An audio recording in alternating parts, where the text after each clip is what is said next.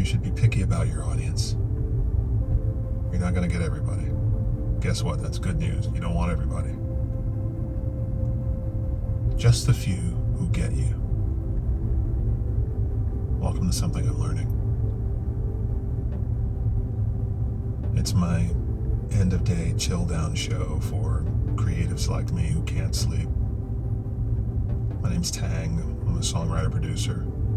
Not a professional of any kind, just an artist reflecting on life and learnings at the end of a given day. In other words, what do I know? Your mileage may vary. But if you're a creative, a visual artist, digital artist, songwriter, choreographer, music producer, designer, painter, screenwriter, if you make a living creating things from thoughts, or if you aspire to, let's say,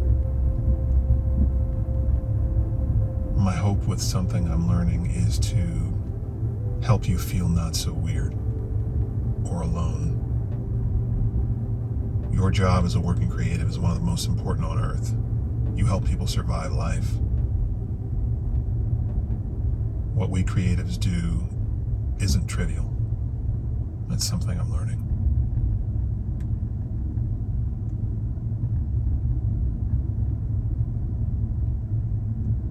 Be picky about your audience. I'm thinking about Tyler Joseph, frontman for 21 Pilots, and this conversation that he had with his producer when they were making Blurry Face.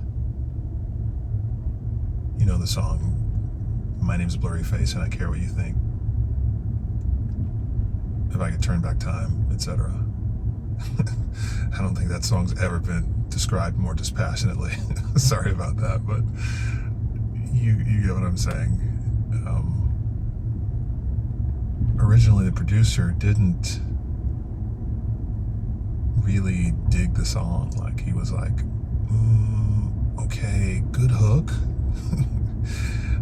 Music sounds great, but I just don't know what it means.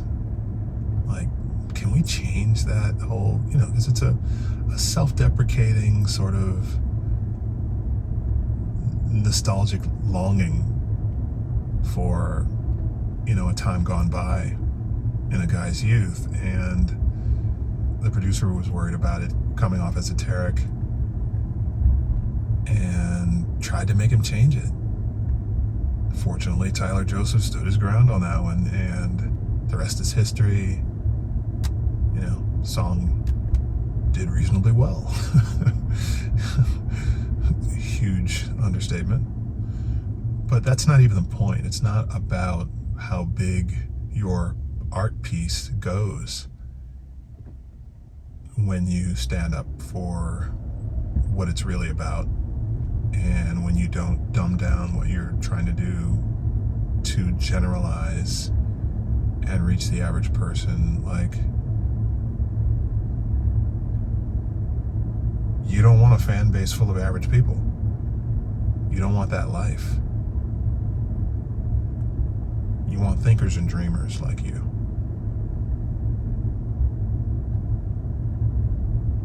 Thinkers and dreamers. Best fans in the world. People who consider what it is you're doing. They ponder it. Really get into it. Feel it. And sometimes as a music producer, especially if you work with other artists and you're beholden to a larger company with a big budget who are looking for, straight up financial returns on what they see as little more than an economic investment. You can, even as a very creative producer with deep artistic convictions of your own, start to lean that way, lean toward generalizing the art that you're producing or that you're helping produce, you're helping to create.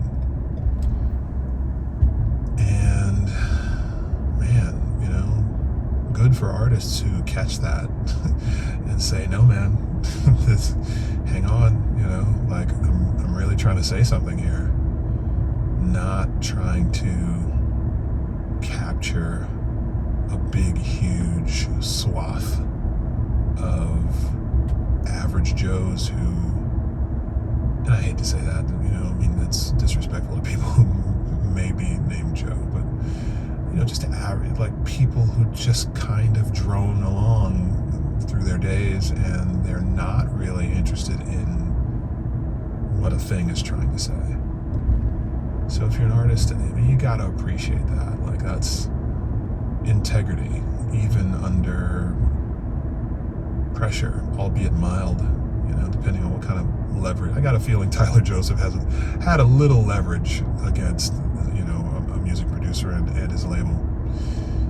They've been crushing it for a long time. They had been crushing it for a long time before that album came out, but still, it's a great lesson.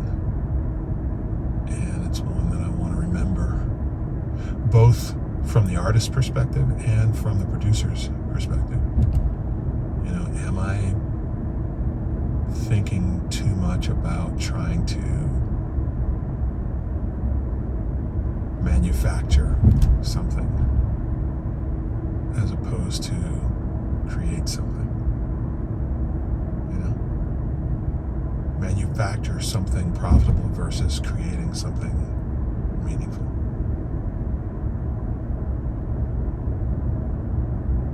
Be picky about your audience. You don't want everybody.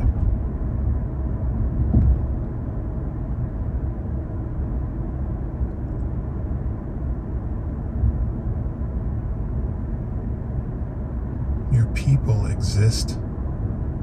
Your people exist already. Right now, a future fan of yours is going about her daily life.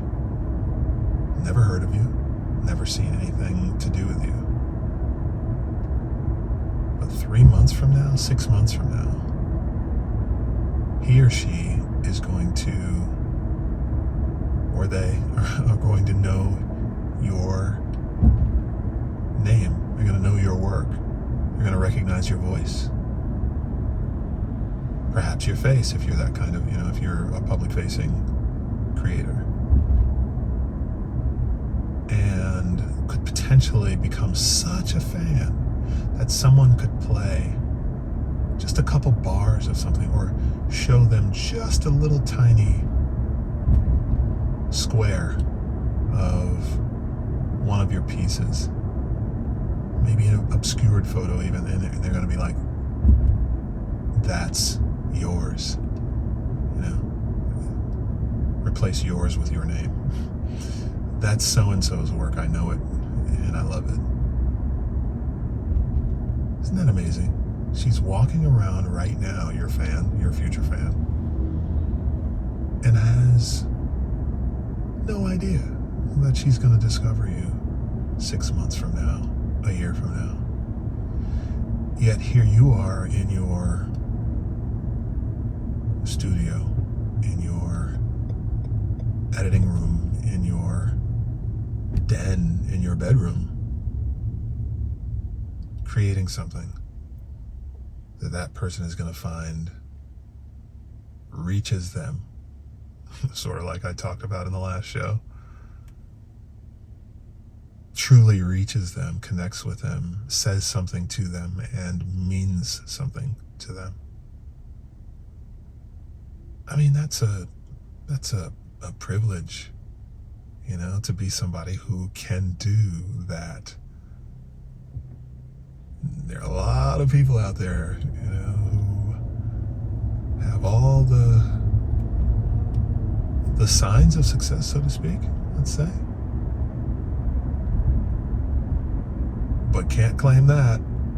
You can't say that their work is impact. It has the ability to impact people on that level, and yet you as an artist have that unique privilege. Not to put anything down that people do out here. We need everyone excelling in their own niche of society in order to make the world work.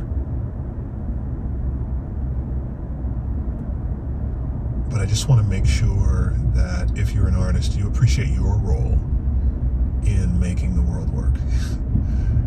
Because sometimes you can be led to believe otherwise. You can look around and say, I must be just a lazy loser or something. Like I can't seem to get on the program that everybody else seems to have for me. No. What you do is special, and you do it for special people. Not your average people. Your special people. The thinkers and dreamers.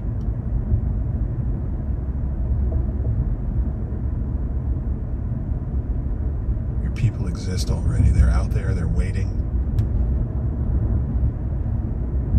There are people out there who are wired just in the particular way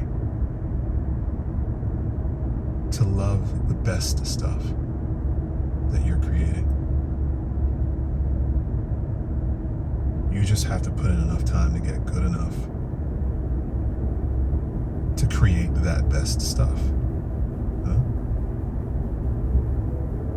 Or be resourceful enough to get your best stuff in front of them. So yeah, don't worry about who you're not capturing, whose imagination you're not capturing,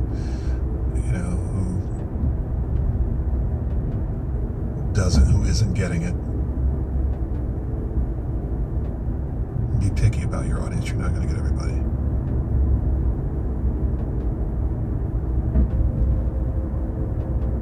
Try to please everyone. You'll be no good to anyone.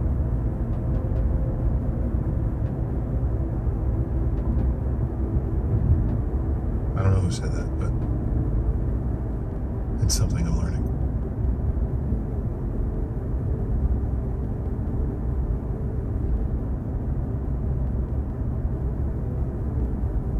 Till the next time we talk, I wish you picky taste in fans. I wish you strength to stand up to the forces that would have you average out the meaning or the message of your work. I wish you dreamers and thinkers for fans. I wish you vision for that future fan who doesn't know she likes your stuff yet. I wish you time.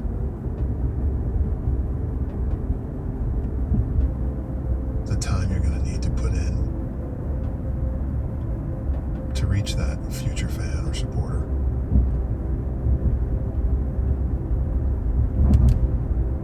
I wish you 100,000 more sunsets.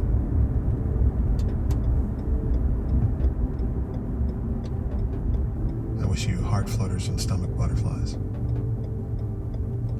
and the love you deserve. Keep rising.